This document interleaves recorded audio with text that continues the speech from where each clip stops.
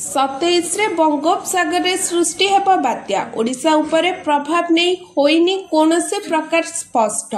बंगोपसागर आउ एक बात्या सृष्टि पई पाग अनुकूल हेउथुबा बेले मालेशिया और संलग्न मलाक्का प्रणाली उपरे एक स्पष्ट चिन्हित लघुचाप क्षेत्र सृष्टि होइछि।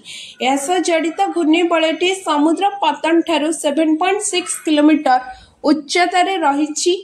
यह धीरे धीरे पश्चिम उत्तर पश्चिम दिगरे गति करने सह घनीभूत हो 48 घंटे दक्षिण बंगोपसागर बात्यार रूप नेब बोली आईएमडी पक्षर कहुଯାଇଛି।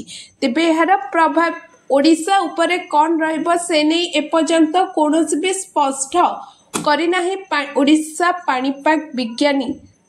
सेहीपरि राज्य में शीतल हाल्का कमिथिबा बेले आसंता 5 दिन पागरे विशेष परिवर्तन संभावना नहीं। परवर्ती 2